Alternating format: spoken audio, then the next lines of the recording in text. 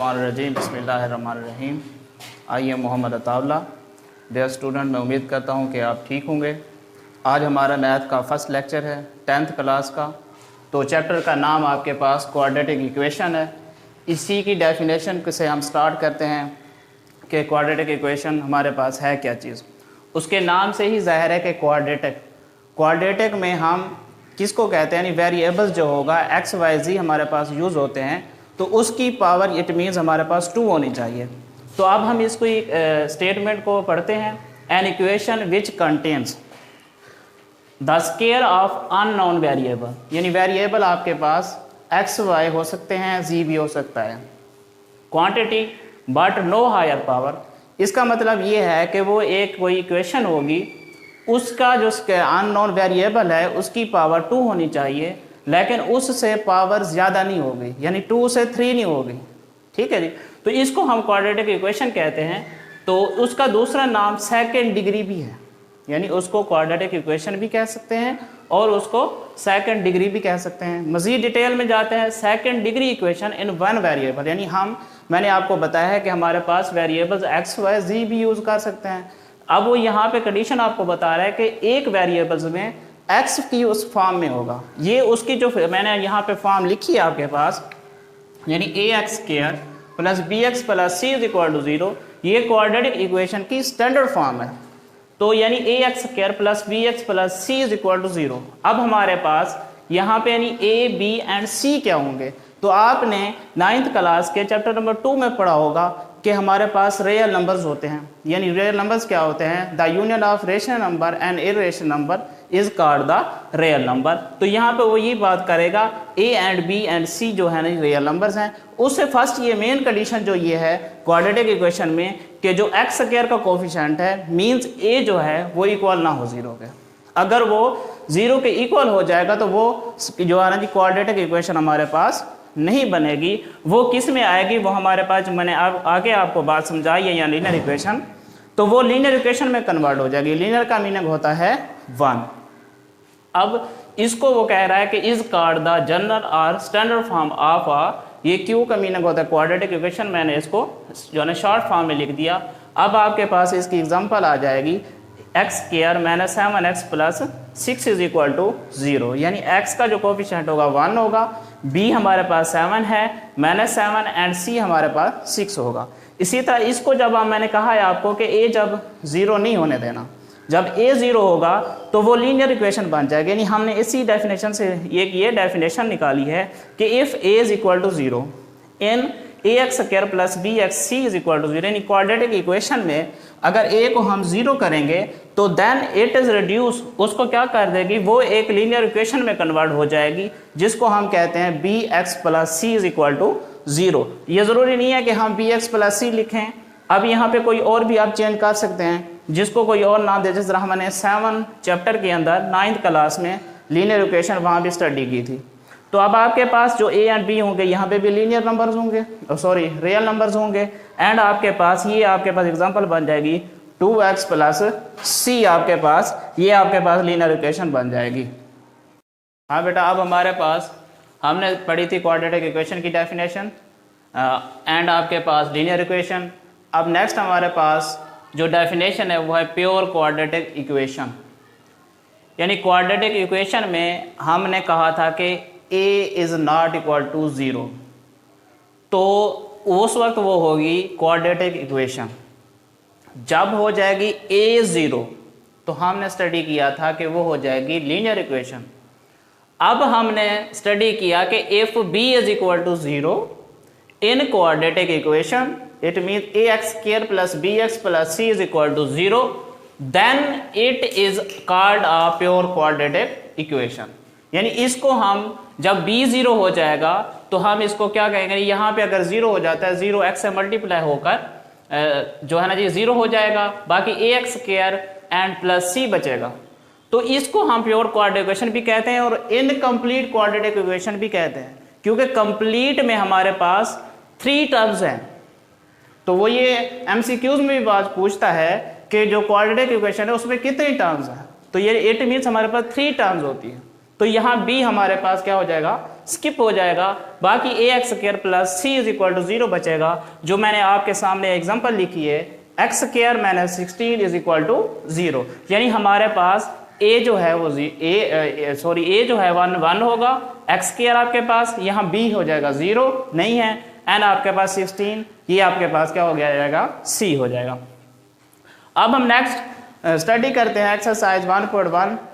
Question number 1 है, उसमें वो ये आपसे दो चीज़ें पूछता है कि क्वेश्चन हमें दिया गया होगा बुक में, right the following quadratic equation in the standard form and point out pure quadratic equation. यानी क्वेश्चन हमें दिए गए हैं, उसमें से हमने ये बताना है कि कौन सी इक्वेशन क्वाड्रेटिक है, कौन सी उसमें से प्योर क्वाड्रेटिक इक्वेशन है। तो हमारे पास फर्स्ट जो है ना, जो क्वेश्चन नंबर 1 का फर्स्ट पार्ट में सॉल्व करने लगा हूँ, जरा देखिएगा इसको जी। x प्लस 7 इंटू आपके पास x minus 3 is equal to आपके पास आ जाएगा जी -7। अब आपके पास ये दोनों आपस में मल्टीप्लाई हो रहे हैं, तो हमने क्या करना है, ये x इट मीन्स इस पूरी टर्म से मल्टीप्लाई होगा, यानी x into x minus 3 and आपके पास प्लस 7 आपके पास आ जाएगा x minus 3 is equal to आपके पास -7 एज इट इज़, ये आपके पास आ जाएगा। उसके बाद आपने x को जब x से मल्टीप्लाई किया, इट मीन्स हमने स्टडी किया अलजबरा को जब भी पढ़ते हैं तो जब इनकी बेस सेम हो, इट मीन्स ये भी x है ये भी x है, जब बेस सेम हो तो पावर इसकी ऐड हो जाती है। मीन्स x को जब x से मल्टीप्लाई करेंगे तो x स्क्वायर हो जाएगा, x को जब 3 से मल्टीप्लाई करेंगे तो माइनस साइन जो है माइनस का एज इट इज आ जाएगा, ये हो जाएगा 3x। आगे 7 है, 7 को x से मल्टीप्लाई करेंगे प्लस 7x, प्लस 7 को -3 से मल्टीप्लाई करेंगे, माइनस को जब हम क्या करते हैं प्लस से, यानी माइनस मल्टीप्लाई प्लस, तो आंसर आपका माइनस में आता है, ये आपने पहले भी स्टडी किया हुआ है। अब देखें आपके पास यहाँ -21 यानी 3 को 7 से मल्टीप्लाई किया, अब -7 ये एज इट इज। अब इसको सिंप्लीफाई करते हैं, एक्स स्क्वायर -3x और प्लस 7 है, जो इसमें से बड़ी वैल्यू का पहले साइन लिखेंगे, यानी बड़ी वैल्यू हमारे पास 7x है, जो आपके पास क्या बचेगी 4x -21 as it is equal to -7 भी एज इट इज। उसके बाद आपके पास नीचे स्टेप में ये -7 जो यहाँ माइनस हो रहा है इस साइड पे आके, यानी लेफ्ट साइड पे आके आपके पास प्लस हो जाएगा। ये हमने रूल पढ़ा है कि कोई भी चीज़, कोई भी टर्म्स जब आपके पास लेफ्ट से राइट मूव करती है या राइट से लेफ्ट मूव करती है तो उस वक्त उसका साइन चेंज हो जाता है। तो x square plus 4x as it is -21 ये आपके पास प्लस हो गया। अब इन दोनों को हम सिंप्लीफाई करेंगे, इन दोनों में से आपके पास बड़ी वैल्यू है -21, तो -21 के आपके पास कितने बचेंगे 14 बच जाएंगे इज इक्वल टू 0। अब हमने इसको चेक करना है कि आया कि हमारे पास कौन सी इक्वेशन है। अब ए एक्स स्क्वायर देखें आपके पास ये स्टैंडर्ड फॉर्म बन रही है क्वाड्रेटिक इक्वेशन की, यानी हमारे पास ए एक्स स्क्वायर भी है, ये बी एक्स भी है, सी भी है इज इक्वल टू 0। तो ये मैंने लिखा है it is standard form of quadratic equation. इसका फोर्थ पार्ट है x plus 4 over x minus 2 minus x minus 2 over x plus 4 is equal to 0।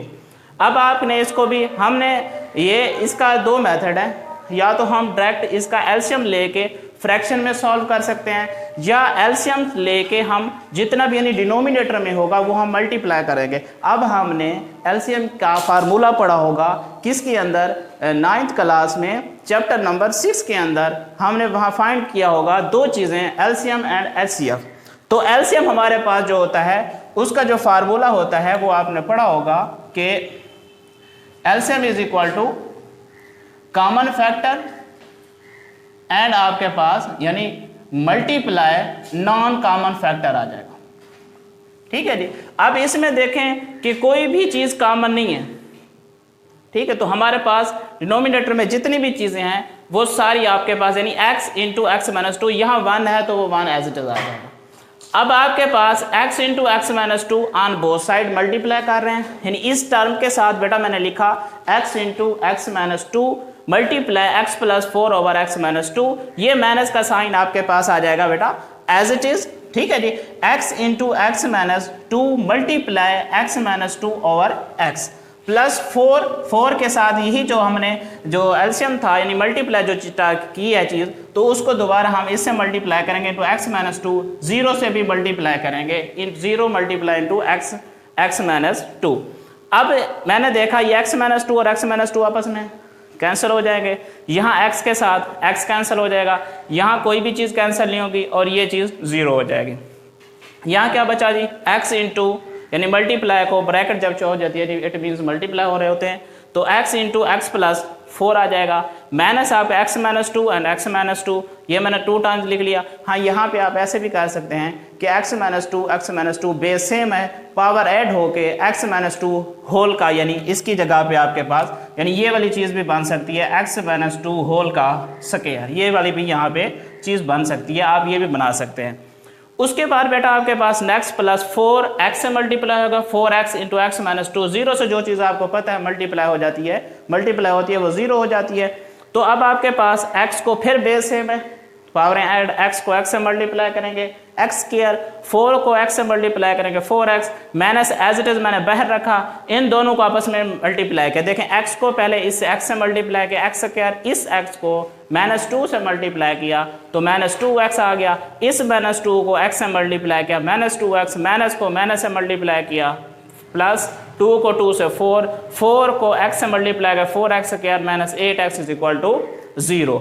अब आपके पास x स्क्वायर प्लस 4x, अब हमने क्या किया x square as it is minus 2x और माइनस 2x कितना होगा जी 4x plus 4x square minus 8x is equal to 0। अब हमने क्या किया, इस साइन को अंदर मल्टीप्लाई करना है, x square plus 4x minus को अंदर मल्टीप्लाई किया, ये प्लस का था माइनस का था प्लस का था माइनस, ये वाली चीज़ एज इट इज। अब आपने x स्क्वायर प्लस का था माइनस का कट कैंसिल कर दिया, प्लस का था आपके पास, ये भी प्लस का 4 और प्लस का 4 8x हो जाएंगे 4x, और ये माइनस का 8x खड़ा था, ये आपस में कैंसिल हो गए। यहाँ पे आपके पास बाकी बच गया 4x square minus 4 is equal to 0। फिर देखा हमने कॉमन आ रहा था, कॉमन ले लिया 4 जो है ना, यहाँ x square minus 1 is equal to 0, 4 यहाँ मल्टीप्लाई हो रहा था उधर जाके डिवाइड हो गया, तो इसने भी इसको क्या कर दिया 0, यानी x square minus 1 is equal to 0। अब देखना है कि कौन सी क्वाड्रेटिक इक्वेशन, ये पॉइंट आउट करना है। अब देखें यहाँ पे दो चीज़ें हैं, यानी एक ax स्क्वायर है और c है, यानी कांस्टेंट है, जिसके साथ वेरिएबल नहीं होता वो कांस्टेंट कहलाता है, ठीक है जी। तो यानी अब आप फिक्स वैल्यू जो होती है, कोई भी टर्म जो यानी कि हमारे पास नंबर हो, उसको फिक्स वैल्यू को हम कांस्टेंट कहते हैं। अब आपके पास यानी हमारे पास a है और c है, यानी b स्किप हो गया 0 हो गया, तो हमारे पास आ जाएगा इट इज़ प्योर क्वाड्रेटिक